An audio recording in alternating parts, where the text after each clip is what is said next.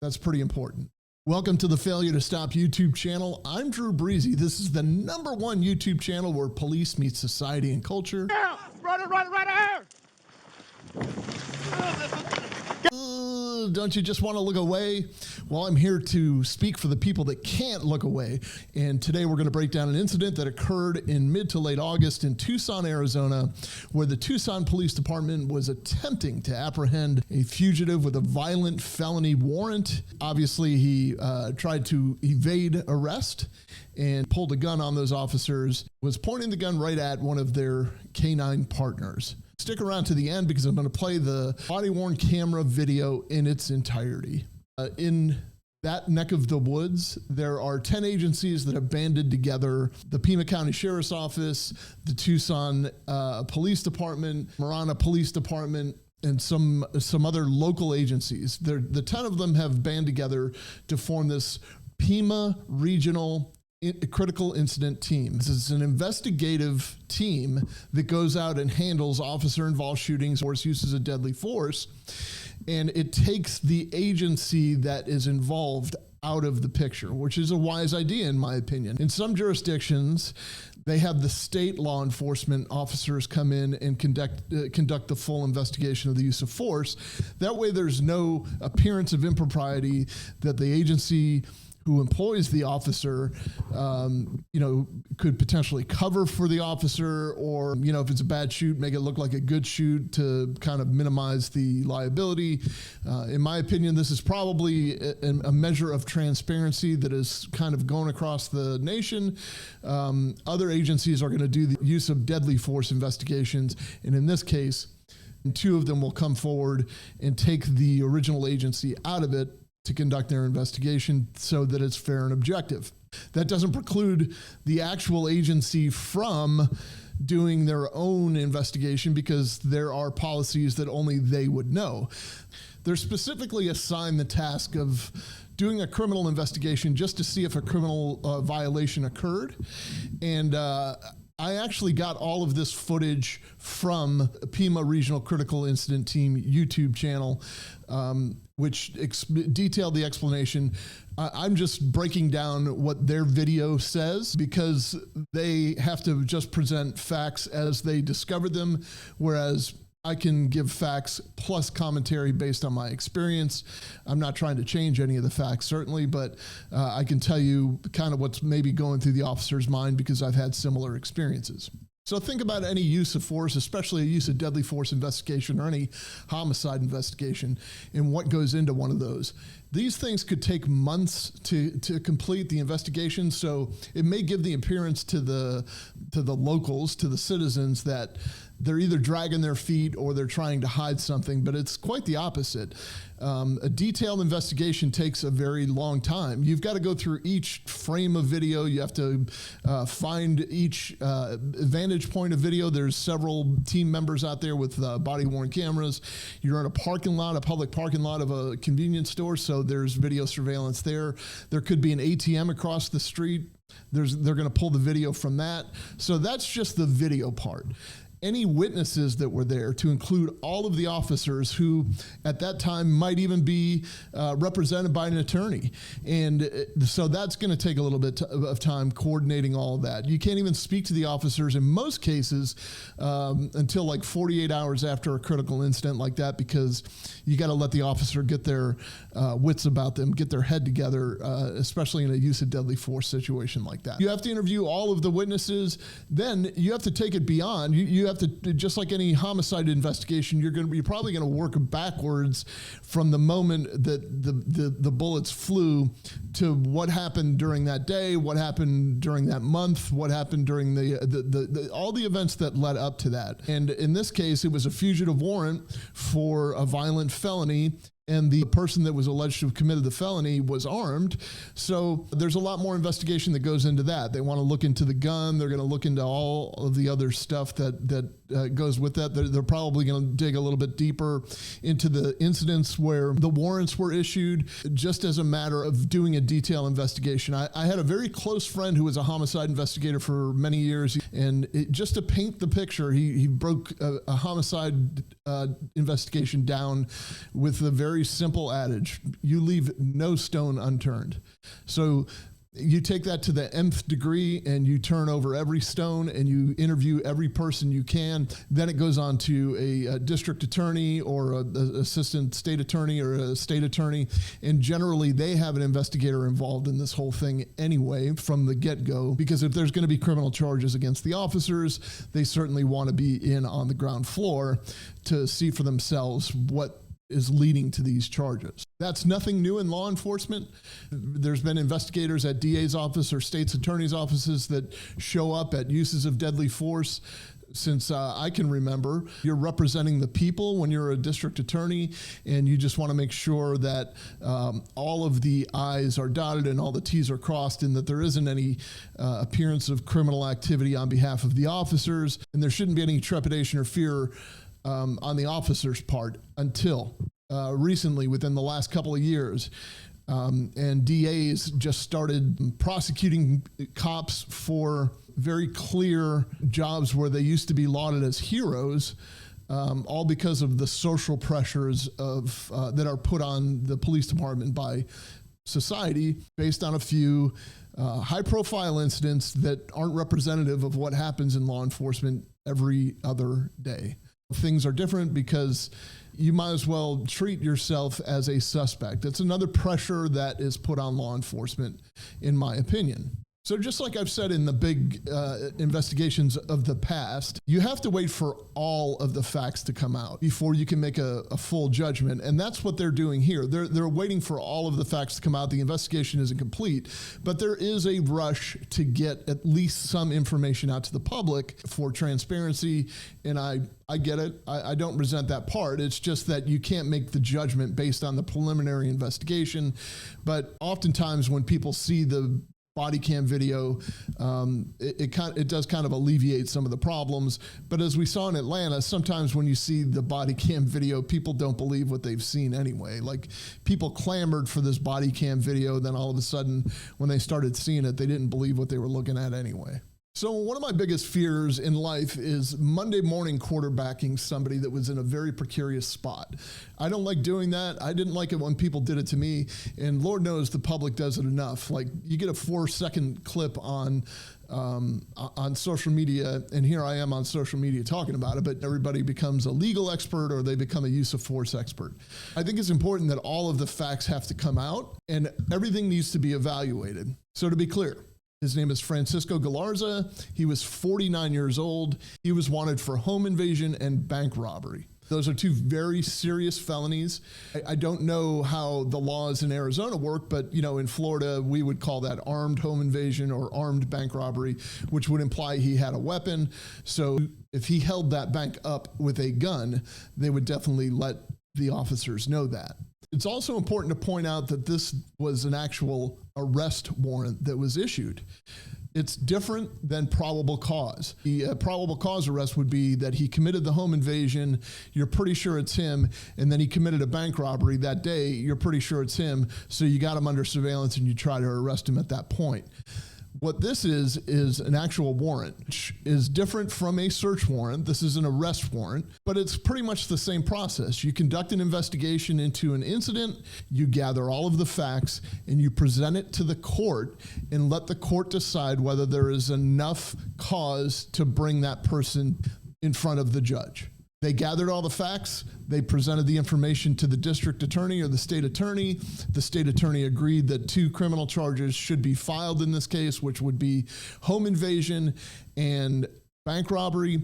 And they took that information to a judge, and a judge normally reviews the probable cause of both charges, decides if the charges are appropriate, and will 9 times out of 10 set some type of bond, depending on what state you're in, of course, but they will set some type of bond for the charges due to the seriousness of them. In this case, the Tucson Police Department had their SWAT team try to effect this arrest. I don't know if they had a full-time SWAT team committed to hunting dangerous fugitives. I don't know if this guy was very dangerous, so they assembled their SWAT team to conduct the surveillance, find him, and arrest him. And I'm going to talk about that in a separate video. I want to talk about how some agencies operate with a full-time SWAT team and how some agencies get by without one. In this case, though, we know that there was a SWAT team involved. It lends to me believing that they knew that he would be armed at the time of the arrest. So at about 11:45 in the morning, this blue BMW that the suspect is driving pulls into the Circle K parking lot. They had the vehicle either under surveillance or maybe they had the Circle K under surveillance. I don't know the details there.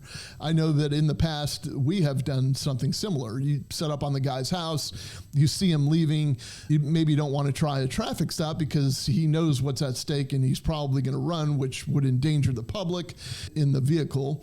And pursuing gets a little bit sticky, especially if it's avoidable. Perhaps you just conduct your surveillance, wait for him to get out of the car, and at that point approach him, and hopefully you're on more solid ground than if you were just trying to effect your arrest while he's moving.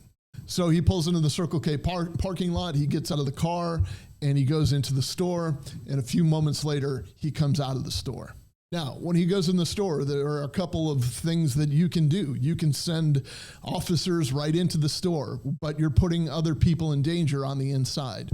You can probably block his car in, but it's probably going to alert him as to what's going on. So he might see what's happening, and you have to prepare for the worst, which would be, God, he's probably got his gun with him, and if he sees police movement out in the parking lot, he's apt to take hostages in here because he knows he's going to prison for this probably.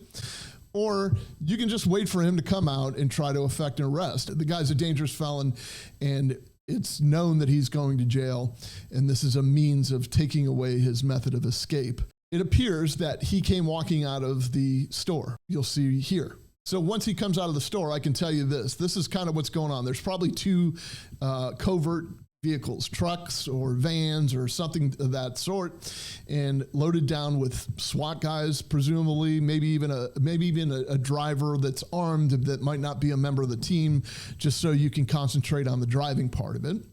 And what you're going to do is rely on the supervisor who's making an assessment of everything from maybe 10,000 feet. I don't mean that in the literal sense. I mean just taking a look at everything. Are there kids in the parking lot? Is the parking lot jam-packed? Who's in the store? Who's with the guy? Are there kids? Does he have kids in his car seat, in the back seat? Are you going to let him approach his car? Are you going to let him get to the gas pump? There are just how close are you to a school? There are just a lot of things that go through your mind. Now, as an operator, as a SWAT operator, you're probably sitting there thinking, okay, it's go time, and this is what I get paid for, and my heart is thumping and thumping and thumping and thumping. I just want to jump out and get the guy, but sometimes it takes a little bit of patience, and that's very hard to control your adrenaline, and it's very hard to control your breathing in situations like that. You have to do that combat breathing, and this is where just good old-fashioned mindfulness comes into play. You just want to be able to be present and be aware of your surroundings so you don't get tunnel vision. So you'll see Galarza makes it out of the store, and they call over the radio, move in, go get him. And, it's probably a universally designated signal to take him down. I think that's what they even said, take him down. And so they approach him, and as you can see, they take him by surprise. And he is now looking up, and he's got a big gun pointed at him. And instead of choosing to just put his hands up and lay on the ground, he chose to run. That was his decision. In addition to choosing to run, he was trying to get something out of the pouch that he was wearing, out of his bag. The officer that was pursuing him, the main body cam that you're looking at, says runner, indicating he is running. There's also a canine involved, which is very smart for felony apprehensions. It's wise to have a canine close by because the canine is definitely a deterrent, and if not, it's going to help you track the fugitive if they somehow slip through your fingers. He fell down, and the canine was grabbing onto him. The canine was let go, the canine was deployed, and in an instant, this guy Galarza got the gun out of his bag and was pointing that gun initially at officers and then right at the canine's head. Now, you'll see in many states, the mere threat of pointing a gun at a canine is a felony in and of itself. It's called injuring or harming a police animal. Governor Ron DeSantis signed that into law here in Florida. It's another thing he did in support of law and order, essentially. These police animals are akin to police officers. You got to kind of treat them the same. They're out there doing a job in fugitive apprehension, criminal apprehension, and you can't just willy-nilly punch them in the face, or in this case, point a gun at him to pull the trigger to shoot the dog in the head, because the dog doesn't know anything other than to do his or her job. I don't know if Arizona has the same law. I don't know if there's that law in your state. Why don't you do me a favor and drop a comment below and tell me if you have a harming police animals law in the state where you live.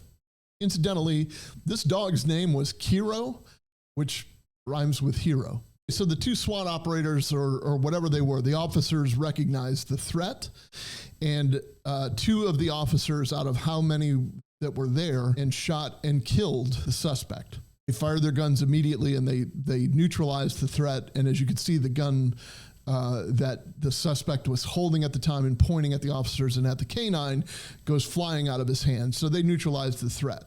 Something else that I want you to take note of, though. The first thing they did was render aid. In any use of force situation, even if it's use of deadly force, you have to remember that you're still a cop. And your goal in a use of force situation is to gain control of the situation. Once you've gained control of the situation, you're probably going to have to snap back into rescue mode, even though the person that you're having to save literally just tried to kill you. These are the kinds of things that the district attorney will look at, the courts will look at, and certainly the court of public opinion. How many times have you heard complaints of, well, they didn't give him aid, they just let him die, they just let him bleed out, or they just let him die while he was handcuffed? Well, too bad, so sad. I mean, the idea is to control the situation and get the threat removed, and if that means handcuffing the person, you're going to handcuff the person and render the aid. Immediately, they notified the Tucson Fire Department, who sent firefighters and paramedics, but the subject was pronounced dead right there. The officers also used their own first aid kits to render aid to the suspect that they had just shot. So I'll do a quick breakdown and I'll kind of narrate as we go along. But just so you'll know, if YouTube hasn't put the warning up, this is kind of graphic video, so viewer discretion is advised. After you hit the like button and the notification bell, I will play the full body-worn camera video that I have for you at the end. Okay, open communication on these radios is vital, especially when you know where the suspect is. The suspect was only out for 6 minutes. He got there at 11:45. He came out of the convenience store at 11:51. And you've got to keep that radio free and clear of any traffic unless you are what we call the eye. When you're the eye, you're the one determining, you're the one watching all of the movements. You got to be in the best place to see where the suspect is. And the only other person that should be talking is the supervisor who is making the decisions, or if somebody else sees another threat of some sort, or needs to get on the radio to warn you of something else. But beyond that, radio transmissions are kept to a minimum. So they say, as you can see, he's out. Just say when. And somebody over the radio says, take him here, take him here. And at that point, you see a door swing open, a side door swing open, presumably a van, and you see the SWAT guy approaching with his gun, and almost instantly, he looks up and he starts running, and he kind of runs around behind to where he was. And as he's doing that, you can see he's getting something out of that bag. He's very dangerously trying to get something out of the bag, but he can't outrun our Kiro the hero, the canine, who just went in full on hero mode and grabbed a hold of his legs and tripped this guy up. Well, in the process, while he's on the ground, I don't know where he gets his tactics from, but he has this full rifle pointed at him, and he can clearly see it. And obviously, the dog is marked with police markings. The SWAT guys are marked with police markings. This is very, very important that you stay consistent with what you wear, like your vest with the word police on it, and you're making your announcement, Tucson Police, Tucson Police. And he still continued to pull that gun out. And in fact, as he was being bit, he lifts the gun. You can see with his right hand, he's trying to free his leg with his, he's trying to free his left leg with his left hand by pushing the dog away, which is not working too well, never really does. And then he flat out just pulls that gun and puts it right at the head of the canine. And at that point, they fired their shots. And they yelled, prior to that, they yelled gun so that all of the other officers in the area or all of the other people that were there watching could see that or could hear audibly that there was a gun in this guy's possession. He points the gun, he gets shot, and then the dog obviously is barking. In my opinion, they did a great job of getting control of that dog very, very quickly. We're talking half a second later, they got control of that dog and pulled it away. And then they began their rescue efforts. So the handgun that was in his possession was a Taurus 9mm semi-automatic. There was ammunition in the magazine, and there was a round in the chamber. All he had to do was press the trigger, and the gun would have gone off, and it would have killed the canine, or it would have killed one of the officers. So the officers that actually did the shooting, that discharged their weapons, had collectively 32 years of law enforcement. One had 15 years of service, the other had 17 years of service.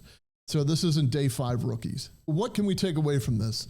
Well, from the police side, it's hard to say every single officer involved shooting is a good shooting, but you saw with your own eyes what was about to happen. That guy was going to kill that dog, who is an extension of law enforcement, and going to kill one of those officers, or at least attempt to. He was given the opportunity to get down on the ground, to peacefully surrender, and nothing would have happened from there. These were obviously trained, tactical officers, and they knew that what they were doing, and it had the opposite effect on him. He decided that it would be a good idea to take his gun out. So from that standpoint, it was a successful takedown in the sense that they apprehended the fugitive, which was the initial goal. I'm sure that they didn't plan for a use of deadly force, but they planned for the contingency that they might have to. Let's take a look at it from the suspect's point of view. If you don't commit a home invasion and you don't commit a bank robbery, you don't have a warrant for your arrest for those offenses. Or when you know that you're wanted because you committed those offenses, or you at least think you're wanted, walking around with a gun is probably not a good idea. Additionally, when there are armed men with helmets and big vests that say police or sheriff approaching you, and there's more than one of them, you know, they're overpowering and overwhelming you.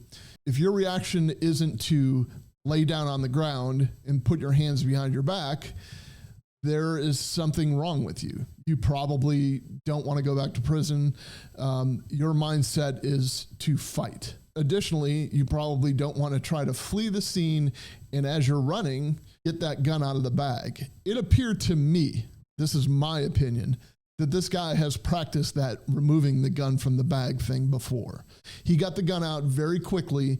It almost looked like he was getting ready to rack around, but he had that up and pointed at someone. I don't know where he got his tactics from, but this dude knew how to handle a gun. Don't point your gun at the canine, especially if his name is Kiro the hero. And as always, comply with the police and you probably won't get shot and killed. That's pretty important. Don't forget to like this video, share it with all of your friends and all of your family members so we can provide more content just like this for you. If you want to click that little notification bell, it'll give you an alert every time we do something like this. So for the Failure to Stop YouTube channel, I'm Drew Breasy. I'll see you on the next one.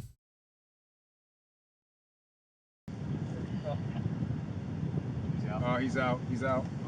Say when. Take him here. Take him here.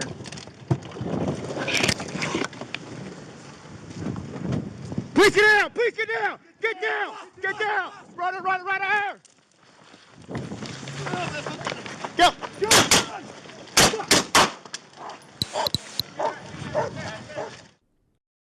following footage has been slowed down and paused to highlight relevant information. Take him here. Take him here.